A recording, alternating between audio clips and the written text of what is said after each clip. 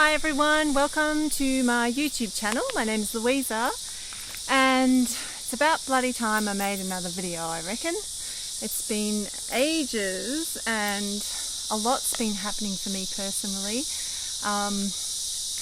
which I probably will touch on as I talk about this topic today, as I usually do, bringing in a bit of my own experience.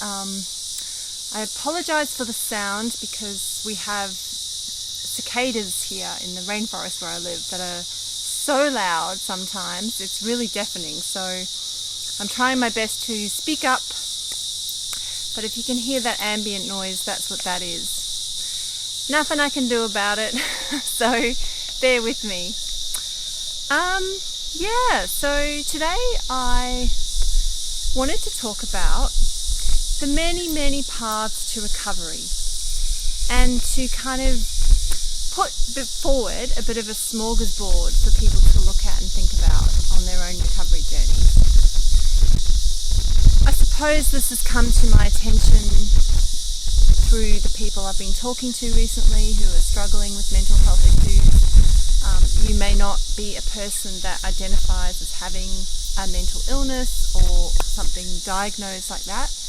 But chances are at the moment on this planet Earth, you are going through some kind of emotional or psychological distress that you're trying to heal from, you're trying to resolve. Because ultimately, don't we all want peace, happiness, to be in the present moment, to be satisfied with what we've got in life, to be able to achieve our dreams. It's like basic bottom line things that all of us are striving for.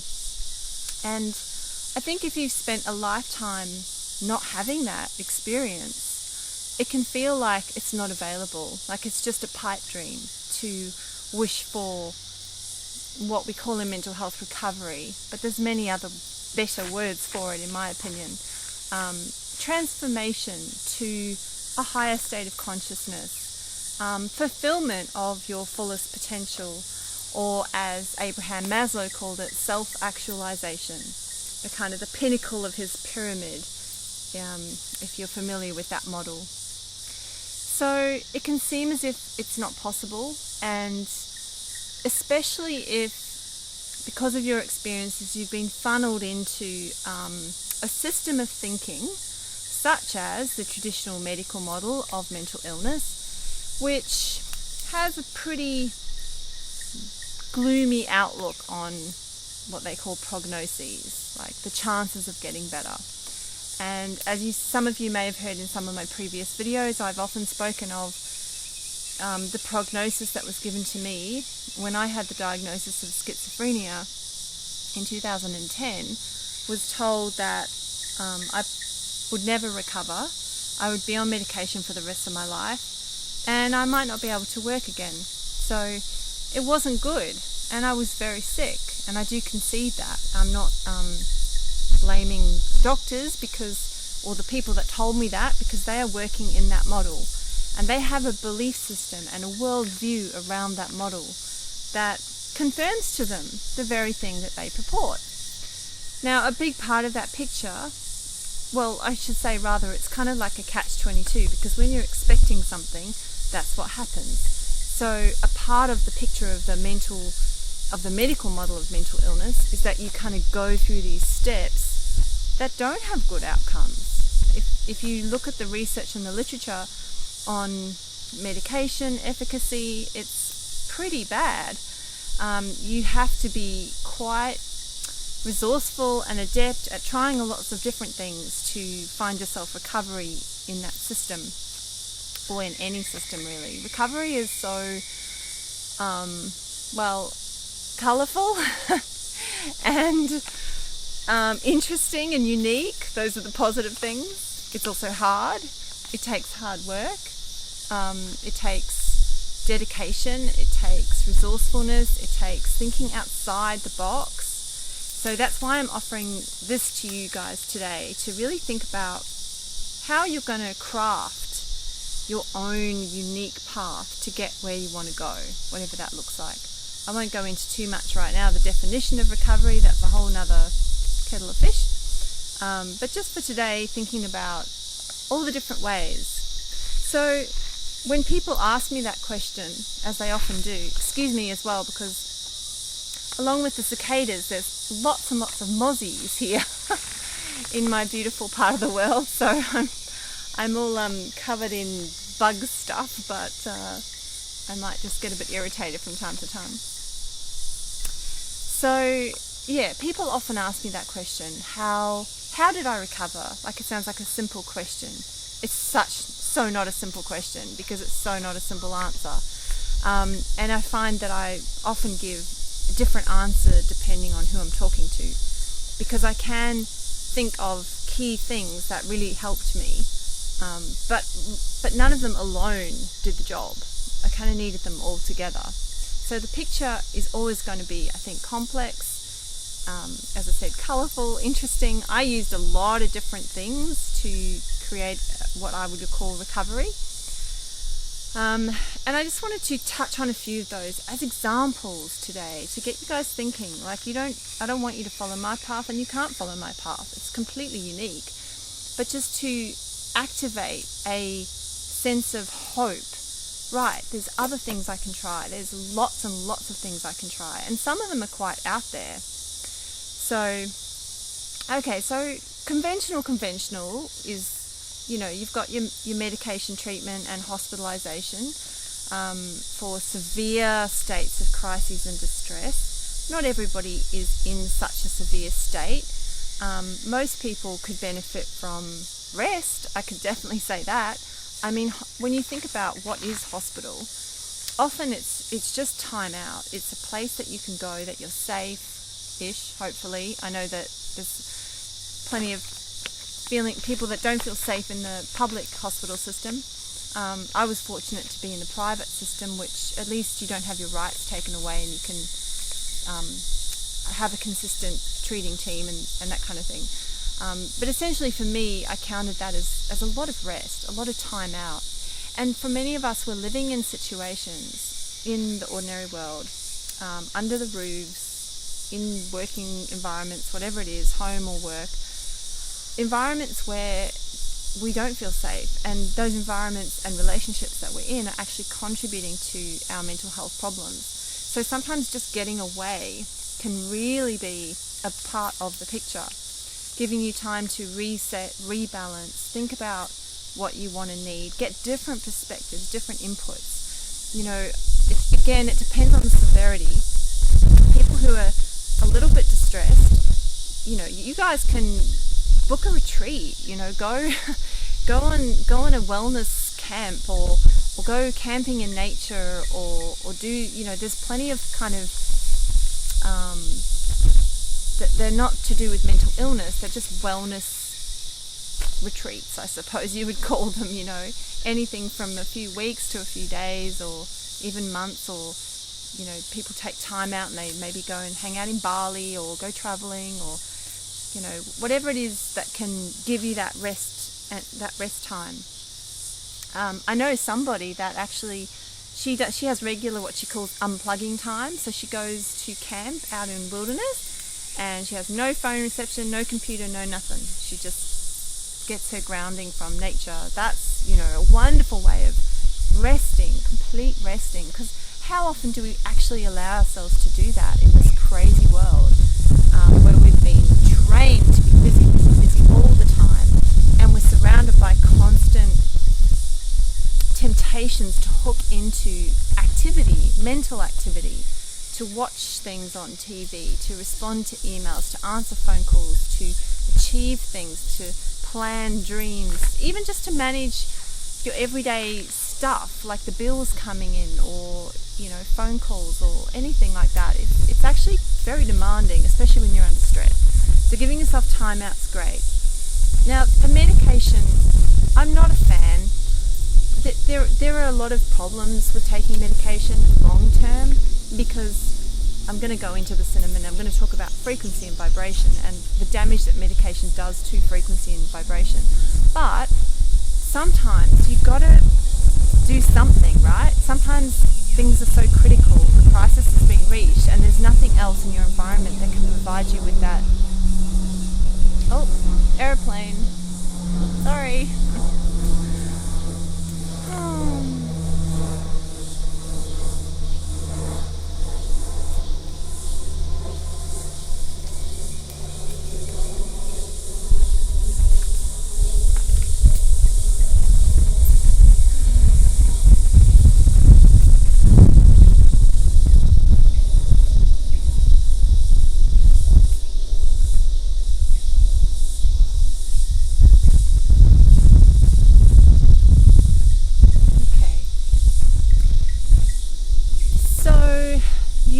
medication wisely, using it judiciously, with discernment, on your terms. That's the ideal use of it.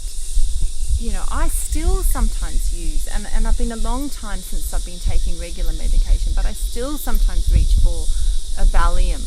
You know, I want to tell people that, so that there's no shame in taking medication. I know it's not great for my body, but neither is drinking alcohol, and neither is having no sleep. You know, there are times when, because my nervous system is so sensitive, that I can easily get off balance if I'm not looking after myself. So let's say I get to bed really late one night and throw my sleep routine out of whack. I'm so sensitive to that I won't be able to sleep at all. And then if I've got something pressing in the morning that I need to attend to, you know, that's when I might choose to do that. Or if I get really, really distressed and I start having a panic attack that I can't bring myself down from. You know, ultimately, the medications, they are a crutch, like a way of, you know, just like a crutch. There's nothing wrong with that. If you have a broken leg, you need a crutch to get around, because the leg has to heal. But I think the problem with the message that's given about medication is that you need that crutch forever, and that just simply isn't true. You know, if you work hard, if you try lots of different things, if you heal yourself from within, then you won't need that crutch anymore, and you'll be strong enough and resilient enough to cope with the demands of life. So there's no medication shaming here, but it's only a tiny, tiny part of what you can do. So for the moment, it might be the part that you're needing the most, and that's okay. But think about these other things that I'm about to present. So, all right, just to throw them into very general baskets, if you like, or categories. Then you've got therapy, like talking therapy, interacting with people, therapists, trained therapists. You can have anything from a peer worker to a counsellor to a social worker to a psychologist to an energy healer. Like, that in itself is very diverse. But the idea of, let's just sort of focus for a moment on the talking therapy aspect. So sitting with somebody, whoever that is, who has a ability to intentionally work with you. It's not the same as sitting with a friend. Friends are wonderful. So are, you know, marriage partners that love you and support you, or any kind of family. But the difference is, when you work with a therapist, it's kind of like a verbal diary that you're creating. It's a way of extricating the story that is inside you and offering it up for judgment, essentially, because you've been judging your own story. And I can almost guarantee that somewhere in there, if you're suffering from mental anguish of any type or emotional anguish, you are judging yourself. You have some kind of critical story about what you've done or haven't done, or how you've failed, or how you're not good enough. Your core beliefs are not, you know, somewhere in there not going to be healthy. So a good therapist is somebody who can pick up on when you're abusing yourself, when you're telling that old story that no longer serves you, and they can act as a mirror to the beautiful, special and perfect person that really you are. Now, perfect, you know, people argue about that. I'm not perfect and I've got to fix all these things about myself. Well, a quote that I came up with a while ago was that, and it's a deep, profound quote, that if you don't agree with it initially, I just want you to think about it, because it's kind of like a koan, a Zen koan, really makes you think deeply. And the quote is this: our challenge is not to perfect our imperfections. Our challenge is to see our imperfections as perfect. Right? Our challenge is not to perfect our imperfections. Our challenge is to see our imperfections as perfect. Now, if you can do that, that means you have eliminated judgment of yourself. 5 stars from the angels and from me, okay?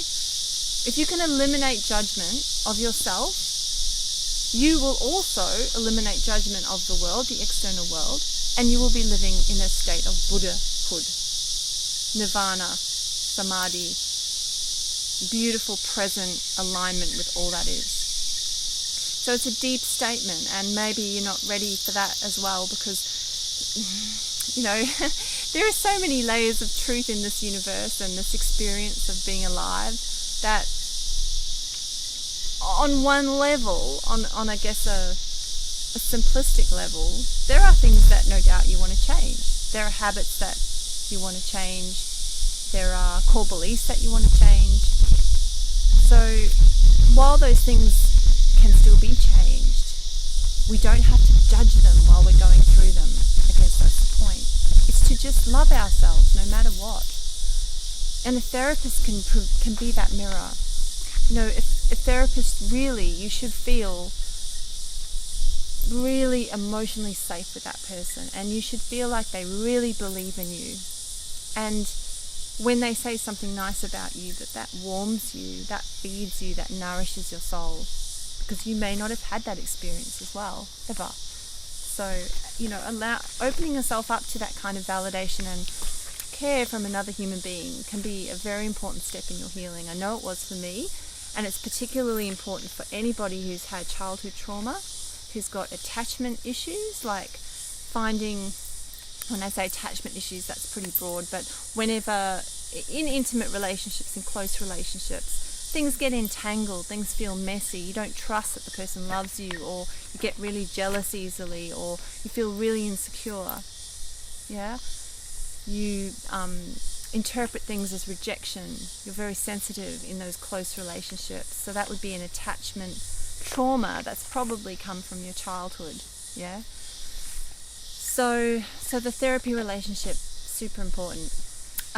Okay, what else? Let's start to go into a bit more of, I don't know, alternative. To me, they're not alternative anymore. Some of us live in circles, social circles, where the stuff is completely normal, and it's increasingly getting so, right? As people fight for healing. People fight for change on this planet. People fight for their own sovereignty, their own ability to say, no, I know what's best for me. So if you're in that process, you may well have started to do some of these things. You might have gone to see an energy healer. You might have looked at kinesiology as being one of the most well-known forms of energy healing, and Reiki healing as well. Reiki, I don't know an awful lot about it, but I do understand that it works on the energy body, and it's not so much a mental experience when you're having Reiki. It's an energetic and physical experience that can eliminate blocks in your energy field and promote healing that way. Whereas when I've done kinesiology, that tends to be more of a mental experience and emotion. So what I mean by that is a storytelling experience. You might be asked to visualize yourself in certain situations, or visualize yourself freeing yourself, or and it's working in collaboration with the mind, the mental plane, with the emotional body and the physical body and the spirit body. So it really brings all those things into alignment, and is very powerful too. Probably the most dramatic effect I've had of energy healers is something called holographic kinetics, which it doesn't sound very indigenous or aboriginal, but I'm told that it actually is the modern term for an ancient healing art in the Aboriginal culture. So I guess it would be considered like a shamanic practice, and probably is mirrored in other indigenous cultures around the world. Certainly when I first encountered it, it was quite radical to me, and now as I've expanded my viewpoints and I've talked to lots of indigenous and shamanic people, I understand now that the kinds of things it's doing are common to a lot of cultures, right?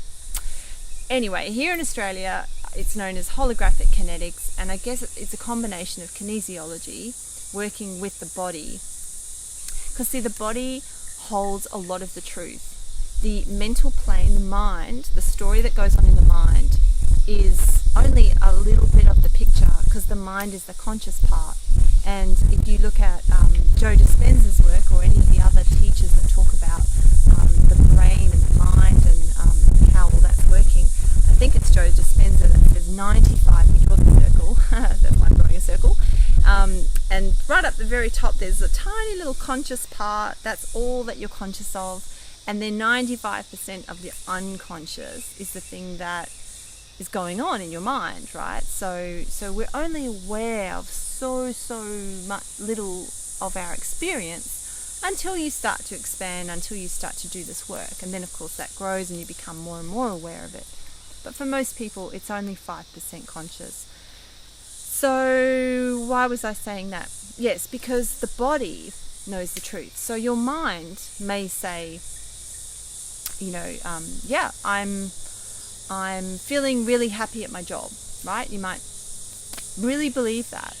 But when a kinesiologist tests your body for that truth, and they can do it through muscle testing, your body might give a mixed message, say, no, I'm not happy in my job, or whatever it is, right? So you can find a conflict between what your head is saying and what your body's saying. And then there's what your heart's saying as well. So there's all these pieces that have to be brought together into balance. Going back to holographic kinetics, it uses aspects of kinesiology, and it also uses aspects of what is sometimes called past life regression, or I prefer quantum life regression or quantum hypnosis. So taking you into either historical moments in this life that you carry in your memory field and your memory codes, or going back into past lives. So lives that you've had on this planet prior to this incarnation, or quantum lives that are running in parallel that are experienced in higher dimensions, so higher aspects of yourself.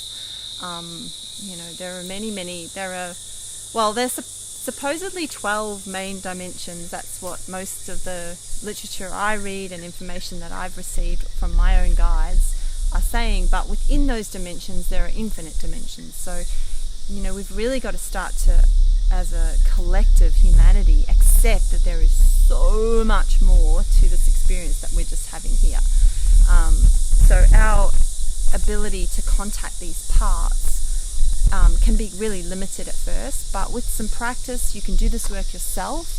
I've made some videos on using visualization to heal yourself. I have talked about it in a few of my videos, and people like holographic kinetics practitioners and quantum hypnosis therapists, they can facilitate you to let go of that conscious mind that maybe doesn't believe in this stuff or is afraid or whatever it is that sort of prevents you from going deep and accessing all of this. They can facilitate the mind to let go so that this knowledge can come through. And the first time I had it done, the trauma that I had in this life, and it was all around abandonment. It was around the theme of feeling abandoned and not loved and validated, left alone, all on my own and not understood. That theme went back a whole bunch of different lives. I experienced myself in extreme states of abandonment. There was one life I had where I was only a 10-year-old boy and I was left to die. I was locked away and left to die. Interestingly enough, when I remember that experience, it was actually quite beautiful. During the hypnosis session, I felt myself dying, and it was a beautiful experience. It was very peaceful. So that kind of helped mitigate the horribleness of that particular life. Anyway, so there was patterns, right? And everything made sense. That's the incredible magic of this work, is it all made sense why I would have such an issue with abandonment in this life and why I had the perfect opportunity with my family to resolve it, the family of origin in this life. So, and then the other part of holographic kinetics, which again is going to be like, whoa, news for some people. And then for other people, they're going to be like, oh yeah, of course.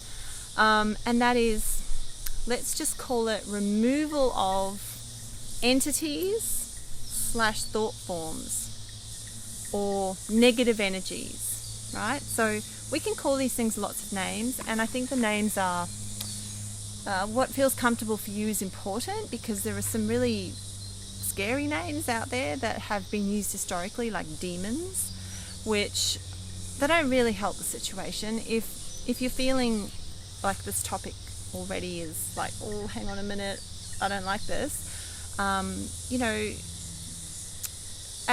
use your own discretion and only accept and open to what you're ready for, right? Never shut door on any knowledge completely. We cannot know everything in this life. We have such a limited perspective, as I said before. But if you're not ready for it, that's okay. That's completely okay. So just, you know, think about and integrate what feels useful for you right now. Because I know I wasn't ready for this stuff until 2015. I had my first session, and boy did it blow my mind and change my perception of everything. It was also one of the most powerful healing things I've ever done. So I think when you're ready, it'll work amazingly. So if I can just quickly describe what an entity or a thought form or a negative energy complex is. We actually all have them. Like if you think about, we call a part of ourselves, often we call it the inner critic. Now that part of you, that voice that's constantly criticizing you, it starts to sort of take on its own life and seems to go a bit rogue, seems to have a bit of an independent, you know, it's always got an opinion about you, and it can make your life hell. And even though you say you don't want it in your thought processes, it still seems to be there, right? They're pretty hard to get rid of.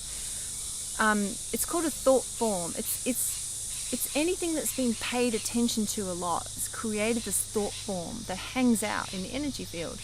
Now, you can create them yourself, as I did. I had thought forms around abandonment and self-abuse, or you can inherit them. You can open yourself up energetically to receive them. They can come from other beings out there.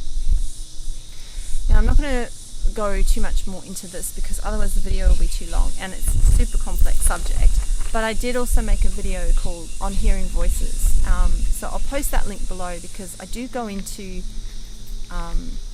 this subject in more depth. So yeah, that could be helpful for anyone who's really interested in this stuff.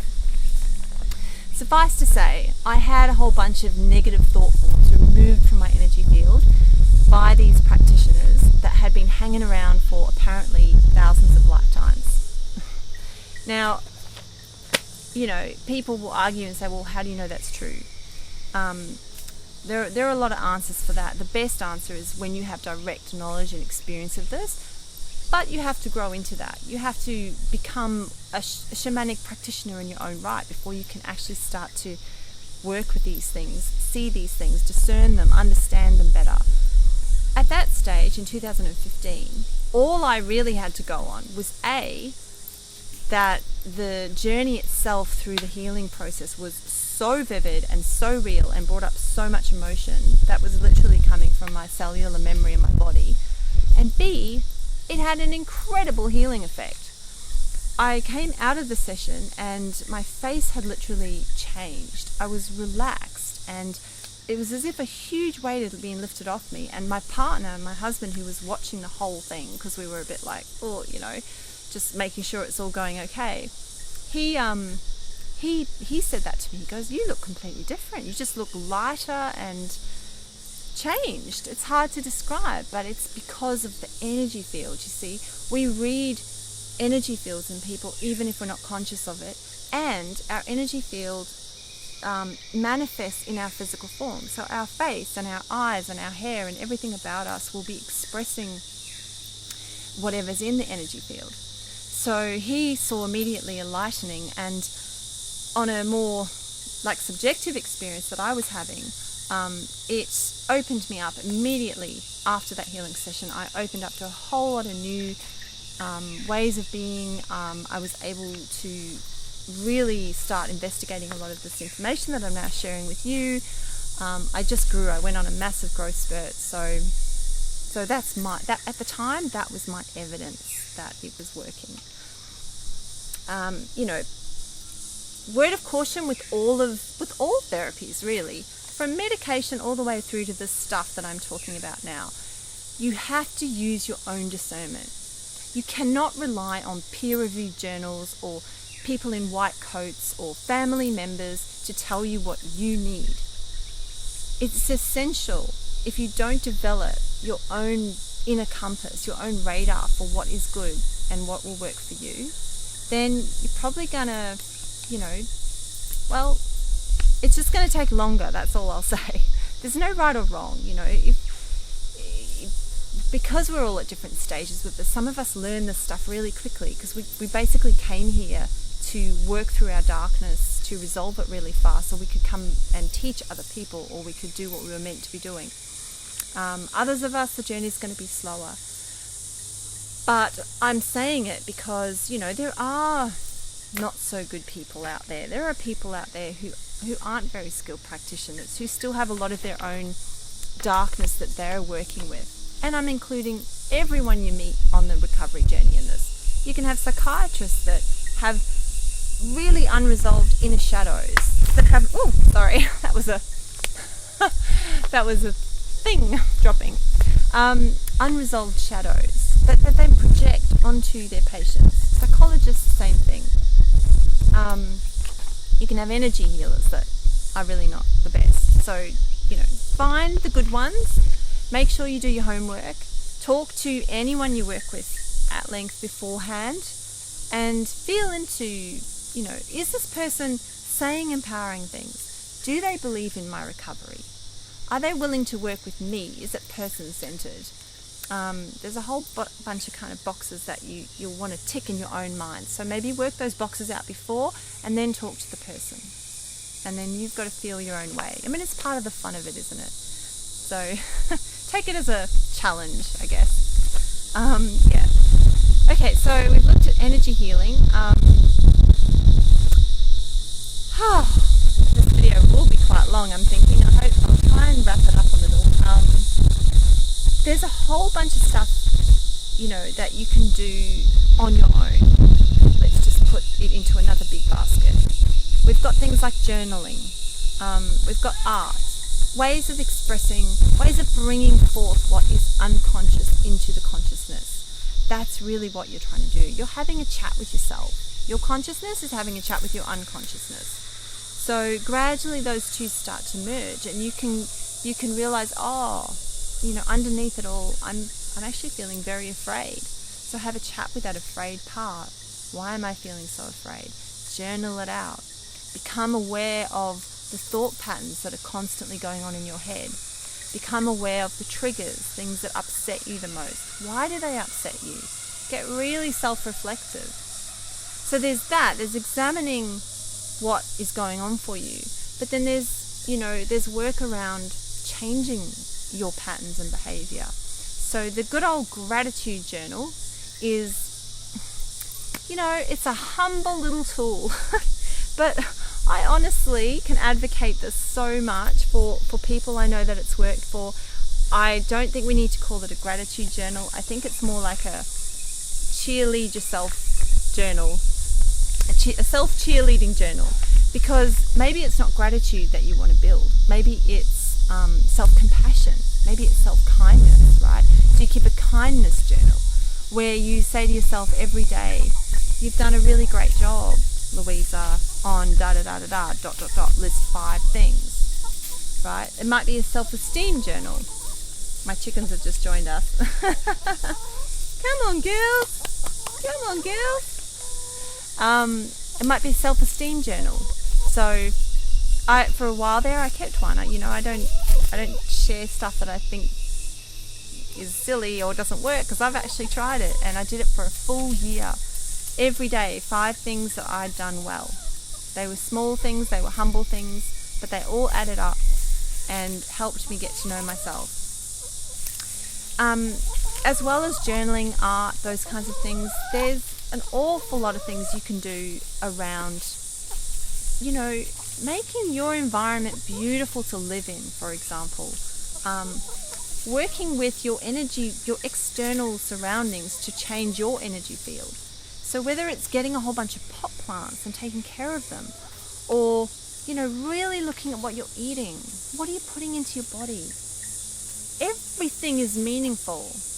If you're shoving tubs of ice cream down after dinner every night, you're giving your body a message, I don't respect you, I don't love you, right? Now, you might consciously not think that, but your actions reflect what's going on in your unconscious. So, if you do it, then You've got to forgive yourself, right? You can't beat yourself up for it. You've got to, it's this masterful art of accepting and loving yourself every moment, in the moment, and simultaneously cheering yourself on, pushing yourself to grow, trying new things, activating the new you, right? You cannot change unless you do things differently. But you cannot do things differently unless you think differently. So you're going to be working on two levels, just to simplify it, right? You're going to be working on being, like how do you experience yourself? What are you thinking about? What are you feeling? What's going on in your internal world? And doing, that's the other level. What am I doing? Because if I'm thinking wonderful thoughts, if I police my thoughts every day and I'm like, I'm a really good person, I'm doing really well, I love myself, but you're damaging yourself with food choices, or you're watching horrible movies or things that make you feel upset, or you're not, attending to your bills. How many of us express the neglect of ourselves through neglecting tasks, right? Not cleaning your environment, or putting up with abusive relationships, anything. It's too many to go into here, but hopefully you get what I mean. That it's a balance between doing and being, and you have to put these things into action. Okay, I'm nearly there. And then the climax of this discussion today, really, the points I want to make, and I have them faithfully written down here. All these different things that you do, and I've only covered a tiny bit again, there are lots of other things, but all these things that you do, there's two, ultimately they boil down to two things, which is almost one thing, okay, but we'll split them for the moment. You are raising your vibration. That's the first thing you're doing. Your vibration is it corresponds to your emotional frequency. So if you're feeling a lot of guilt and shame and anger and fear, and you're in constant rumination, and you walk around feeling shitty all day, that's what I would be calling a lower frequency. Right? It's a vibration or a frequency. You want to change that. You want to raise that. You want to bring it up so that you are feeling good. And for some of us, we are so mired in the negative that we scratch our heads and we go, how the hell do I do that? Well, I've just given you a few ideas, but I have made another video called Frequencies and Timelines and how to work with them. So that I give another explanation of frequencies. But essentially, it's your emotional state. You want to be starting to change that. And you can do it. It is within your power. Everything you think, feel, do, and say is contributing to your emotional state, to your frequency. Everything. So, what you put on, the clothes that you wear, what kind of shampoo you use. Yes. Shampoos can be full of chemicals, or they can be full of beautiful essential oils, natural ingredients, right? What kind of water are you using? How many times a day do you clean yourself? Maybe it's too much, maybe it's too little. There's going to be perfect things for you. Only you know what it is that raises that frequency for you. What makes you feel good. This is fun, guys. You're going to do what makes you feel good. What could possibly be wrong with that? Or go wrong with that? Okay? So think of it like that. Think of it like, hey, I'm just going to start doing what feels good. Make sure the things that you do that feel good don't cost you something. Like, yes, it can feel really good to drink a whole bottle of wine and be drunk, but you know that the next day you're going to feel horrible. So do things that feel good without a cost. That makes sense. As much as possible. Gosh, every time I say anything in these videos, my mind always goes into like a, oh God, but what about that example, or that example, or that example? But I would be here forever if I worried about it. So you guys will have to fill in the blanks, okay? So that's the first thing. You're raising your vibration. And the second thing you're doing is you are learning to self-love. You are learning to love yourself. And then the magic is that when you learn to do that well enough, steadily enough, so that it becomes a pattern in your energy field and you can feel it, and your self-talk is largely loving self-talk, that's when your light starts to really shine. That's when you can actually genuinely love other people and genuinely embrace this world that we're living in. So it is so powerful. And, you know, if you learn to love yourself through going to hospital for rest, through sitting in front of a therapist every week for years and years, which is something I did for a while there. If you learn to love yourself through, I don't know, making a crystal grid under your bed because you love crystals and you've researched them and you understand how they work. They're powerful beings, crystals. They're not just rocks, right? If that's how you love yourself, or you love yourself with a pet, or in a relationship, you might love yourself by stepping out of an abusive relationship. How are you loving yourself? Is it about changing the thoughts, these nasty thoughts that you've been telling yourself for so long? Is it about finally ending the self-abuse?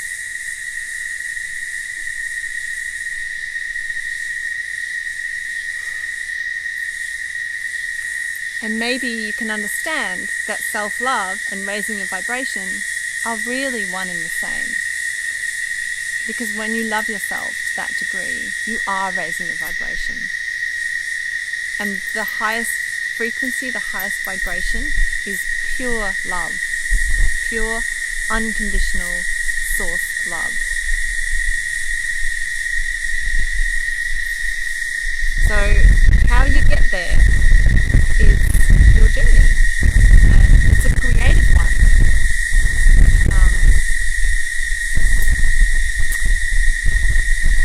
I hope you can all hear me. I know that the crickets have just started up again, but I'm going to persevere and tell you one last story before I finish. There's a beautiful lady, a beautiful teacher online called Teal Swan, and she tells a story in one of her videos about how much she hated herself. You know, it was one of those raw, honest stories, that the depth of self-loathing that she experienced because of her journey through life, which had been a very difficult one. Teal said that she wanted to practice self-love, but she just didn't know how to do it. So one day, inspiration struck, and she got a glass of water, and she looked at that glass of water, and she thought, well, I can't love myself, but maybe I can project my love into that glass of water. And this story illustrates the power of our mind and the power of our heart when working together in alignment. So she looked at that glass of water and she infused it with loving thoughts for a couple of minutes. Just sent her love at that glass of water. And then she drank it. And when she tells the story, she says that she threw up. That was her reaction to that glass of water, because her body was so unused to the vibration, the frequency of love, that it rejected it. And sometimes this will happen. If we're in the extremely low frequency, we might find this hard to start with. You have to keep trusting it, which is what Teal did. So every day she had the practice of infusing the glass of water with love and drinking it until it became bearable, and until she started to be able to say it to herself. You know, and I think she tells that story as like a pivotal moment in her recovery and her, you know, it's like a remembering of who you really are, of the pure, beautiful being that you are underneath all of this. You know, we came here to have avatars that look imperfect, that seem faulty and broken. We came here to work through a lot of pain and trauma on behalf of the resolution of trauma for the whole of humanity. So it can seem as if we're so far away from that perfect pure being, but we actually are that perfect pure being at all times, just waiting to be remembered. It's the work of consciousness. It's a emotional and energetic alchemy that happens within us, that transforms the seemingly broken and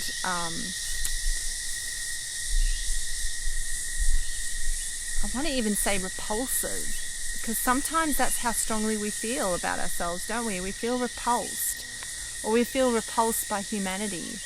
You might be rejecting that repulsion onto others. I know at one stage for myself, that's how I felt about humanity, that we were a scourge on the earth. If you're having those thoughts, that means you're having them about yourself, right? And the solution is to turn your attention from the outside to the inside, to go within and learn to love that which is you. That which is you. As you are, with all your imperfections, that love is what's then going to transform you into the being that you want to be and that you deserve to be. So, alright, well, I'm getting eaten alive. So, all for you guys. I love you. And I'll try and make some more videos. I really like making these videos, but I've been going on a deep journey myself lately. I've had lots of transformations going on and things going on, and yeah, it's been pretty intense, but it's been intense for all of us, so I know I'm not alone. Just wanted to share. I know it's a long one, sorry, but I hope it's helpful. Maybe post comments below of, your recovery ideas. Just be kind in the comments, be loving to each other, okay? We're all different, we're all doing different things, we all have different belief systems, and we're all on different paths. So it's our challenge to just simply respect that. Alright,